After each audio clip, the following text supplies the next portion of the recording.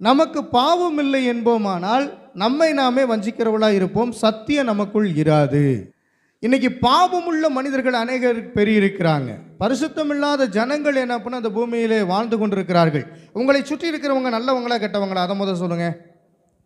உங்களை சுற்றிலும் வாழக்கூடிய மனிதர்கள் எல்லாரும் நல்லவங்கங்க, என் பக்கத்தில் இருக்கவங்களாம் நல்லா எனக்கு உதவி செய்கிறாங்க, என் மனசை புரிஞ்சு நடந்துக்கிறாங்க, எனக்கு சந்தோஷமாக இருக்குது, அது இந்த ஊரில் பிறந்தது, நான் வாழ்கிற சமுதாயத்தில் பிறந்தது, எனக்கு சந்தோஷமாக இருக்குன்னு சொல்கிறவங்கலாம் கை தூக்குங்க. பாவம் உங்களுக்குள்ளே இருக்குமானால் பாவத்தோடு பரலோகம் செல்லவே முடியாது, அப்படி தானே? எது எது பாவம்? நீங்கள் இப்போ தெளிவான ஒரு விளக்கத்தில் இருக்க வேண்டும். எது எது பாவம் நீங்கள் சொல்லுங்கள். திருடனா பாவம், பொய் சொன்னா பாவம், விபச்சாரம் பண்ணுனா பாவம், மற்றவர்களை கெடுப்பதே ஒரு பாவம், கண்ணால் பாவம் செய்கிறது. நேராக பார்த்து பேசினா தெளிவுள்ள கண்கள் இருக்குன்னு அர்த்தம். அப்படியே இந்த உருட்டிக்கிட்டு கண்ணை உருட்டிக்கிட்டு பேசுறது, மேலே பார்த்துக்கிட்டு பேசுறது, கீழே பார்த்துக்கிட்டு பேசுறது, இது எல்லாமே தெளிவற்ற எண்ணங்களை கொண்ட ஒரு பார்வை. எனவே உங்களுடைய பார்வை எப்படி இருக்கிறது என்று நீங்கள் பார்க்க வேண்டும்.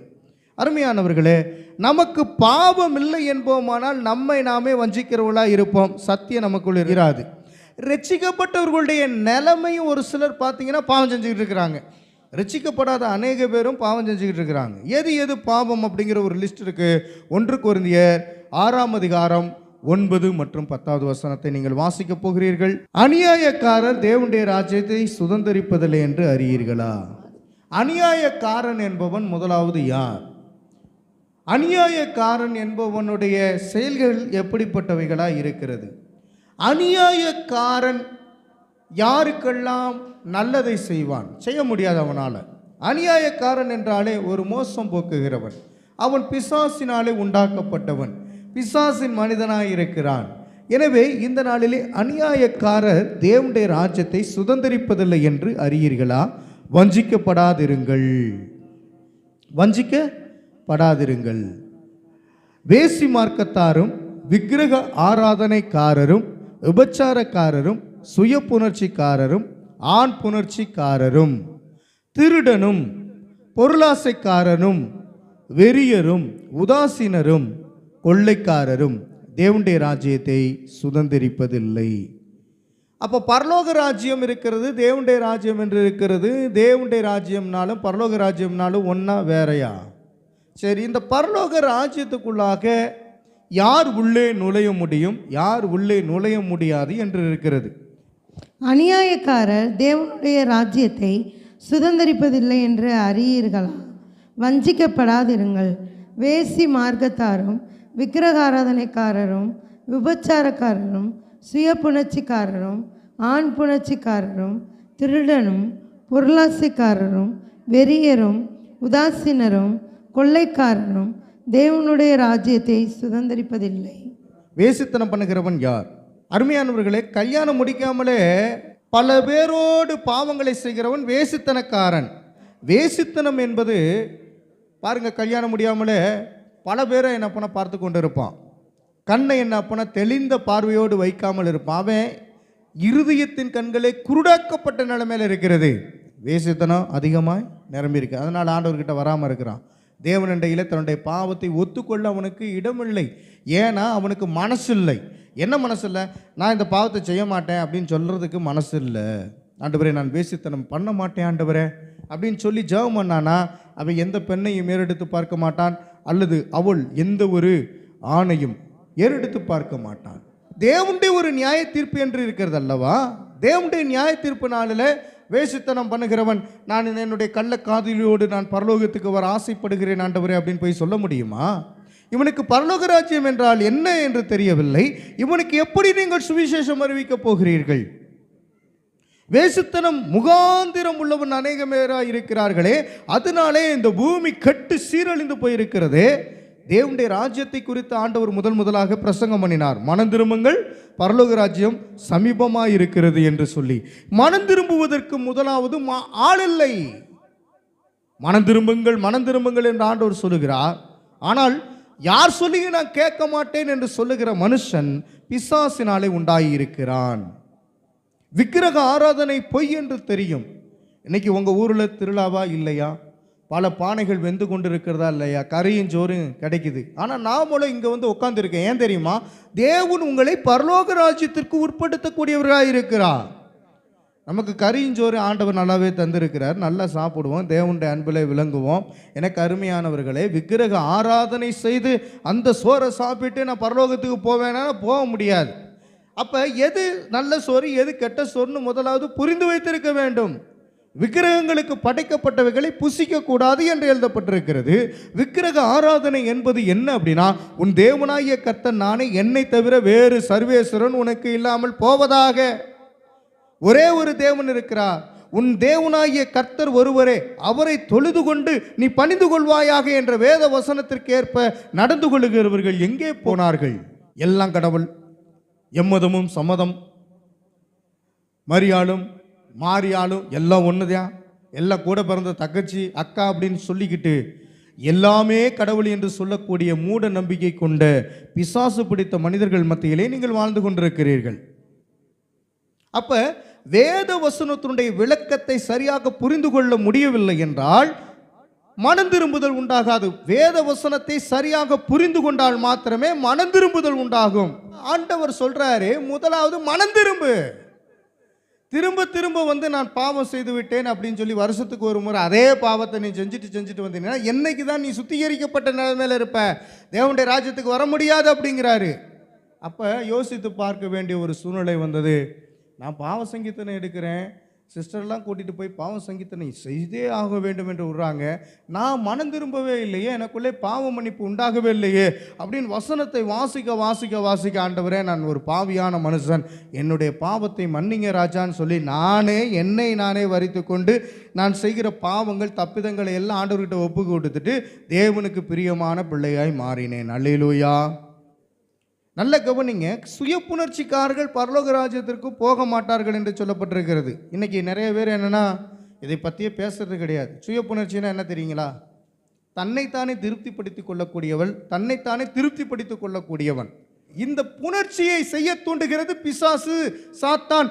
இதை பற்றி என்ன பண்ணால் சபையில் பேசுவதுக்கு ஆள் இல்லை. சுய புணர்ச்சிக்காரன் தேவனுடைய ராஜ்யத்தில் பங்கு பெற முடியாது. இன்னைக்கு வாலிப தம்பிகளாக இருக்கட்டும், வாலிப தங்கச்சிகளாக இருக்கட்டும், இந்த பாவத்தில் அவங்க மாட்டிக்கொண்டு சிக்கி கொண்டு இருக்கிறதுனால மறைமுக பாவம், இதெல்லாம் ஒரு பாவம் இல்லை என்று அவர்கள் தங்களை தாங்களே கெடுத்துக் கொள்கிறார்கள். இதை பேச வேண்டியவர்கள் பேச மாட்டேங்கிறாங்க. சபையில் இதை பேசணும், இதெல்லாம் பேசலாமா? பரிசுத்தம் மட்டும்தான் நமக்கு ஒன்று. பரிசுத்தம் உண்டாகணும்னா இதெல்லாம் இருக்கக்கூடாதே. சுய புணர்ச்சிக்காரர்கள் தேவனுடைய ராஜ்யத்தில் பிரவேசிக்க முடியாது. ஆண் புணர்ச்சிக்காரர்கள் தேவனுடைய ராஜ்யத்தில் பிரவேசிக்க முடியாது. எனக்கு அருமையானவர்களே, நீங்கள் சிந்தித்து பார்க்க வேண்டும்.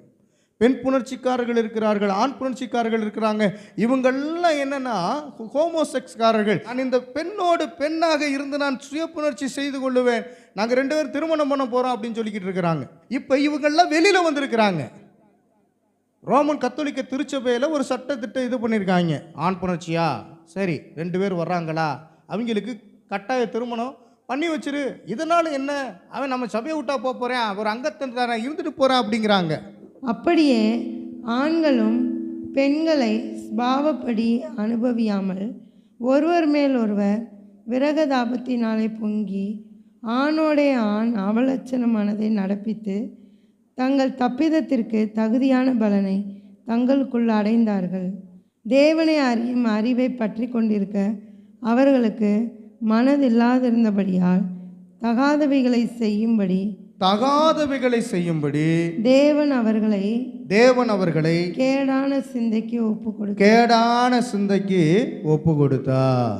சமுதாயம் எப்படி சீரழிந்து போய் கொண்டிருக்கிறது என்பதை, ஆண் புணர்ச்சிக்காரனா இருக்கிறான், பாவத்தின் மேல் பாவம் செய்து கொண்டிருக்கிறார்கள், அநியாயத்தின் மேல் அநியாயம் செய்து கொண்டிருக்கிறார்கள். எனக்கு அருமையானவர்களே, நீங்கள் உங்களை ஆராய்ந்து அறிந்து பாருங்கள். மத்தேயுவின் புத்தகம் 25ஆம் அதிகாரம், இல்லாதவனிடத்திலிருந்து உள்ளதும் எடுத்துக்கொள்ளப்படும், பிரயோஜனமற்ற ஊழியக்காரனாகிய இவனை புறம்பான இருளிலே தள்ளி போடுங்கள், அங்கே அழுகையும் பற்கடிப்பும் உண்டாகும் என்றான். எனக்கு அருமையானவர்களே, நரகம் எப்படி இருக்குன்னா, புறம்பான இருள், அதிலே தள்ளி போடுங்கள், அங்கே அழுகையும் பற்கடிப்பும் உண்டாகும் என்றார். உன்னுடைய தாளந்தை, கர்த்தர் தந்திருக்கிற தாளந்தை கர்த்தருக்கென்று பயன்படுத்த வேண்டும். நீங்கள் புதைத்து வைத்திடக்கூடாது. உங்களுக்கு ஆண்டவர் டேலண்ட், அதாவது அறிவுத்திறனை ஆற்றலை ஆண்டவர் உங்களுக்கு தந்திருக்கிறார். அதனால் யார்கிட்ட போய் நான் ஆண்டவரை பற்றி சொல்லிக்கிட்டு இருக்கிறதுக்கு நானா இருக்கிறேங்க அப்படின்னு சொன்னாலும் அது பாவம்தான்.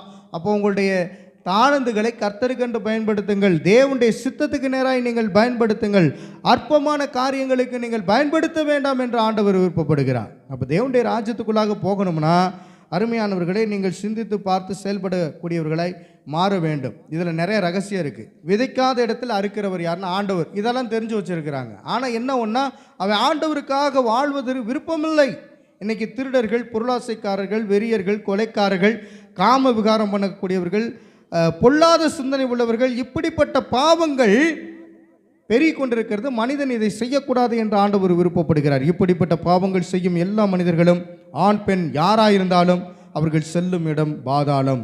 ஆண்டவர் தருகிற தாளந்தை நல்லாவே பயன்படுத்தணும். அதை கொண்டு போய் புதைச்சி வச்சுட்டேன் ஆண்டவரே அப்படின்னு சொல்லி இருக்கக்கூடாது. அப்படிப்பட்டவனை ஆண்டவர் புறம்பான இருளிலே தள்ளுகிறாராம், பாதாளத்திலே தள்ளுகிறாராம். அது இருளாக இருக்குமா, அங்கே அழுகையும் பற்கடிப்பும் உண்டாயிருக்குமா, அங்கே புலி சாவாமலும் அக்கினி அவியாமலும் இருக்கும். நிறைய பேர் நரகத்தை நம்பவே இல்லை. நிறைய ஃபாதர்கிட்ட கேளுங்க, நரகம்லாம் ஒன்றும் கிடையாது, நம்ம பாட்டுக்கு வாழ்கிற வாழ்க்கை தாங்க அப்படின்னு. இவங்க நினப்பு பூரா 6 அடி நிலமே சொந்தமாடா அப்படின்னு நினச்சி பாடிக்கிட்டு இருக்கிறாங்க. 6 அடி நிலம் சொந்தம் இல்லை, நமக்கு பரலோகம்தான் சொந்தம். அல்லேலூயா. அந்த பூமியில் கோதுமை மணிகளாக நாம் இருக்கிறோம். இந்த பூமியில் கொஞ்ச நாள் வாழ போகிறோம். மண்ணுக்குள்ளே புதைச்ச பிறகு ஆண்டவராக இயேசு கிறிஸ்து வரும்போது உயிரோடு நம்ம எல்லாரும் எழுந்திருப்போம். அநேக இடங்களில் பொல்லாப்புகள் நடந்து கொண்டே இருக்கிறது. பாவமான ஒரு காரியத்தில் இருந்து கொண்டே இருக்கிறார்கள். உங்களுடைய சிந்தனை இப்பொழுது தேவனுடைய சிந்தனையை மாறக்கடவது. பாவத்தின் சம்பளம் என்னது? மரணம். நான் பாவமே செய்கிறதில்ல அப்படின்னு நிறைய பேர் சுற்றிக்கிட்டு அலைகிறாங்க. கொலை செய்கிறவன் கூட என்ன பண்ணா, நானாக கொலை பண்ணேன், அவன் இப்படி செஞ்சாங்க அதனால என்ன பண்ண தெரியாமல் கொலை பண்ணிட்டேங்க. எப்படியா? அப்போ நிறைய பேருக்கு என்னென்னா, இது பாவம் என்பதே தெரிய மாட்டேது. கொலை செய்யாதிருப்பாயாக, களவு செய்யாதிருப்பாயாக, பிறர் உடைமை இச்சியாதிருப்பாயாக, பிறர் தாரத்தை இச்சியாதிருப்பாயாக. பிறர் மனைவியை இச்சித்து என்ன ஆக போகுது? பிறருடைய சொத்தை இச்சித்து என்ன ஆக போகுது? இன்னைக்கு நிலைமை பூரா பாருங்க, ரசிக்கப்பட்டவன் ரசிக்கப்படாதவன் எல்லாருக்கிட்டையும் இந்த பண ஆசை என்ன பண்ண அதிகமாக இருக்கிறது. ஏன்னா கடைசி காலம் எல்லாத்துக்கும் தேவை பணம். பண ஆசை ஒரு மனிதனை பாதாளத்துக்கு நேராக தள்ளுகிறது. பணம் தேவை, ஆசை இருக்கக்கூடாது. அல்லேலூயா. ஆண்டவர்கிட்ட கேட்டு பெற்றுக்கொண்டு சந்தோஷமாக இருக்க வேண்டும். இன்றைக்கி நாட்களில் பரலோகத்தை குறித்த சிந்தனை தரிசனம் நமக்கு உண்டாகணும். பரலோகத்தை பார்த்துருக்கீங்களான்னா யாரும் பார்த்தது கிடையாது. ஆனால் பரலோக சித்தம் செய்யக்கூடியவர்களாக இருக்க வேண்டும். பரலோக தரிசனத்தை பெற்றவர்களாக இருக்க வேண்டும். நமக்கும் பரலோகத்துக்கும் எப்போதும் ஒரு கனெக்ஷன் இருந்து கொண்டே இருக்கிறது, இப்பொழுதும் கூட. அதனால் என்னென்ன பாவங்கள் இருக்கிறது என்று சிந்தித்து பார்த்து அந்த பாவங்களை விட்டு விலகி பரிசுத்தத்துக்கு ஏதுவாய் நாம் நடப்போம். கர்த்தருடைய சமூகத்தில் உட்காந்து வேதத்தை மரியாதை போல, மரியாள் காலத்தில் எந்த டிவி இருந்தது? எல்லா ஒரு இந்த 100-150 ஆண்டுகளுக்குள்ளாக என்ன பண்ணால் அவ்வளோ தூரம் டெக்னாலஜி வளர்ந்துச்சு, பாவம் பெருகிருச்சு. அடுத்த ஜென்ரேஷன் எப்படி இருக்குன்னு தெரியாது. அதனால் நான் உங்களுக்கு சொல்கிறேன், என் வீட்டில் டிவி இல்லை, இங்கே மட்டும்தான் டிவி இருக்குது. எதுக்கு அப்படின்னா, வேத வசனங்களை எடுத்து போட்டு காமிப்பதற்காக நான் டிவி வைத்திருக்கிறேன். சரி, செல்போனை நோண்டலாமா? கர்த்தருடைய வசனம் என்ன சொல்லுகிறது என்பதை ஆராய்ந்து அறிந்து பார்ப்பதற்காக நம்ம என்ன பண்ணால் செல்ஃபோனை யூஸ் பண்ணணும். தேவையற்ற காரியங்களுக்கு பயன்படுத்தக்கூடாது. ஆர்டிஃபிஷியல் இன்டெலிஜென்ட் டெக்னாலஜியெல்லாம் வளர்ந்து பெருகி இருக்கிறது. பிள்ளைகள்லாம் என்ன பண்ணால் டெக்னாலஜிக்குள்ளே போயிட்டாங்க. பைபிள் வசனமும் அவர்களுக்கு தெரியவில்லை.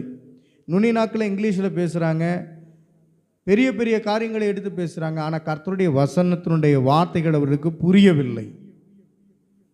நீங்கள் கர்த்தரால் ஆசீர்வதிக்கப்பட்ட ஜனம். உங்களுக்குள்ளே ஆண்டவர் மகிமையான காரியங்களை செய்வார். பரலோக ராஜ்யம் எனக்குள்ளே இருக்கிறது, தேவன் வரும்போது அதை எனக்கு தருவார். அல்லேலூயா. நீதியின் கிரீடத்தை ஆண்டவர் உங்களுக்கு கொடுப்பார்.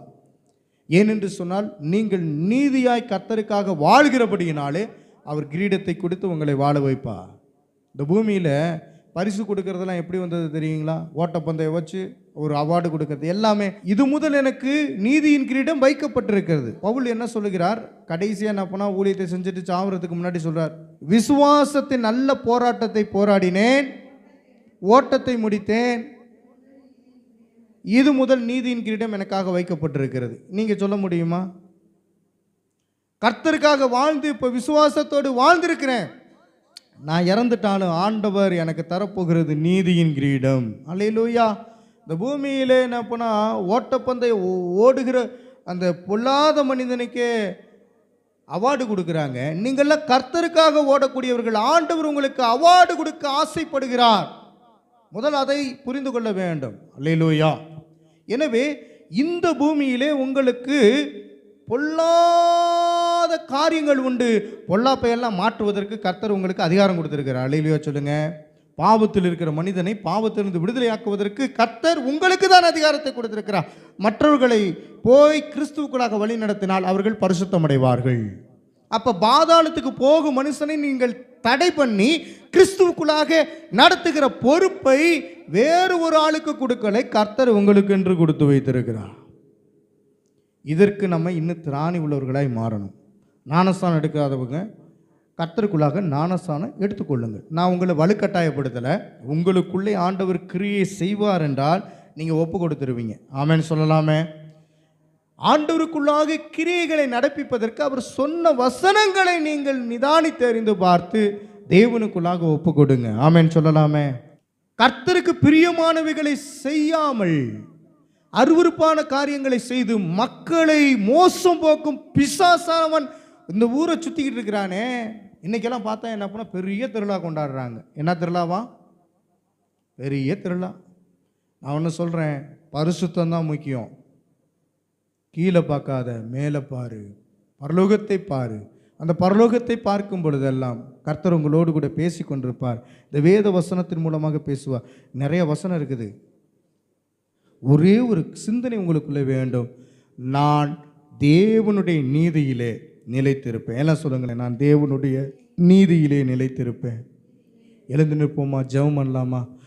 அவர் எனக்காக காயங்களை ஏற்றுக்கொண்டு, நான் செய்த பாவங்களுக்காக அவர் எனக்காக தண்டனையை ஏற்றுக்கொண்டு மரித்தார். பாவம் இல்லை என்போமானால் நம்மை நாமே ஏமாற்றிக் கொள்ளுகிறோம். இப்பொழுது பாவத்திலிருந்து, அநியாயத்திலிருந்து, அக்கிரமத்திலிருந்து விடுதலை தரக்கூடிய தேவனிடத்திலே வந்திருக்கிறீர்கள். உங்களுடைய வாழ்க்கையை ஒப்பு கொடுங்க. சகாய ஜான் பீட்டர் கர்த்தருக்காக ஒப்பு கொடுத்தது போல நீங்களும் ஒப்பு கொடுங்க. இயேசு கிறிஸ்து உங்களை ரட்சித்திருக்கிறார். இந்த பகுதிக்கு நீங்கள் தேவை. நீங்கள் வாயை திறந்து இப்போ கர்த்தர்கிட்ட பேசுங்க. இயேசுவே, நான் செஞ்ச பாவங்கள் கொஞ்சம் அல்லவே, நான் செய்த துரோகங்கள் கொஞ்சம் அல்லவே, ஒப்பு கொடுத்தேன். நான் என்ன பாவம் செஞ்சேன்னு ஆண்டவர்கிட்ட கேட்காதீங்க. உமக்கு பிரியமில்லாத காரியத்தை நான் செய்ததுனால மோசம் போனேன் ஆண்டவரே. இப்போ இயேசு என் பக்கம் வந்து என்னை ரட்சித்ததற்காய் நன்றி ராஜா. இயேசு எனக்கு என் அருகிலே வந்து என்னை ஆறுதல் படுத்தி கொண்டிருப்பதற்காக நன்றி. உன் பாவங்கள் உனக்கு மன்னிக்கப்பட்டு விட்டன என்று சொல்லி இருக்கிறீரே, உமக்கு நன்றி. என் பாவங்கள் என் இயேசு மன்னித்து விட்டார். தன் மகனாய் என் இயேசு ஏற்றுக்கொண்டார். ஆழ்கடலில் எறிந்து விட்டார். இயேசு காலாலே மிதித்து விட்டார். சொல்லுங்க, ஆழ்கடலில் எறிந்து விட்டார். இயேசு காலாலே மிதித்து விட்டார். நினைவு கூற மாட்டார். என் நேசரின் பின் செல்லுவே. நினைவு கூற மாட்டார். என் நேசரின் பின் செல்லுவே. என் பாவங்கள் என் இயேசு மன்னித்து விட்டார். தன் மகனாய் என் இயேசு ஏற்றுக்கொண்டார். சொல்லுங்க, என் பாவங்கள் என் இயேசு மன்னித்து விட்டார். தன் மகனாய் என் இயேசு ஏற்றுக்கொண்டார். இயேசுவே, இந்த வேளையிலே உம்முடைய கிருபை எங்க மேல இருப்பதாக. காரியங்களை வாய்க்க பண்ணுகிறீரே, உமக்கு நன்றி. கெட்ட வார்த்தை ஒன்று நான் பேச மாட்டேன். என் இருதயத்தில் இயேசு இருக்கிறேன். இயேசுவின் ரத்தத்தினாலே நான் கழுவப்பட்டிருக்கிறேன். எல்லா பாவங்களையும் கழுவி சுத்தம் செய்கிற இயேசுவுக்குள்ளாக நான் ஒப்பு கொடுத்து விட்டேன். நான் பரிசுத்தமாய் மாறிவிட்டேன். ஆண்டவரே, கொடுமையான சிந்தனை எனக்குள்ளே இருப்பதில்லை. நரகத்துக்கு தப்பித்துக் கொள்ளும்படியாய் கர்த்தர் எனக்கு கிருபை செய்திருக்கிறீங்களே, உமக்கு நன்றி. ஆண்டவராகிய கர்த்தாவே, எனக்கு நரகமே வேண்டாம், பரலோக ராஜ்யம் மட்டும் போதும். அதற்கேற்றபடி என்னை மகிழ்ச்சியாக சந்தோஷமாக வைக்கிற ஆண்டவருக்கு ஸ்தோத்திரம் உண்டாகட்டும். மார்க் 7:16 பிரகாரம் ஆண்டவராகிய கர்த்தாவே, என்னை ஆசீர்வதிப்பீராக. ஒருவன் காது உள்ளவனாய் இருந்தால் கேட்க கடவன் என்று ஆண்டவராகிய கர்த்தர் சொல்லியிருக்கிறீங்களே.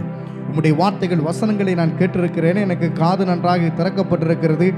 எனக்கு இருக்கிற பாவங்கள் எல்லாம் இயேசுவின் ரத்தத்தினாலே நிர்மூலமானது. இப்பொழுது கொடுமையான துன்பமான வேதனை உள்ள நரகத்துக்கு பாதாளத்துக்கு நான் செல்ல முடியாது. கர்த்தர் என்னை காப்பாற்றி இருக்கிறீங்க. உடனே இயேசு இடத்திலே வந்ததற்காய் நன்றி. எனக்கு நல்ல ஒரு வாய்ப்பை கொடுத்து வாழ வைத்து கொண்டிருப்பதற்காக நன்றி. இப்போது இவர்களுக்குள்ளே ஒரு பெரிய செழிப்பு, ஆரோக்கியம், விசுவாசத்தினுடைய வளர்ச்சி உண்டாகட்டும். மரண அவஸ்தைகள் எல்லாம் இயேசுவின் நாமத்தினால் நிர்மூலமாவதாக. மரணத்தின் பயங்கள் விலகுவதாக. துக்கம் சந்தோஷமாய் மாறுவதாக. கர்த்தாதி கர்த்தாவே, நீங்க எங்களோடு இருப்பதற்காக நன்றி. இயேசுடைய வார்த்தை எங்களை குணமாக்கினதற்காக நன்றி. வந்திருக்கிற ஒவ்வொருத்தருடைய குடும்பத்திலும் ஆண்டவர் அசைவாட்டினதற்காக நன்றி. கர்த்தர் அப்படியே செய்ததற்காக நன்றி. எல்லாம் ஆண்டவராகிய இயேசு கிறிஸ்துவின் வழியாக ஒப்பு கொடுத்து ஜெபிக்கிறோம். ஜெபம் கேளும் ஜீவனுள்ள நல்ல பிதாவே, ஆமென்.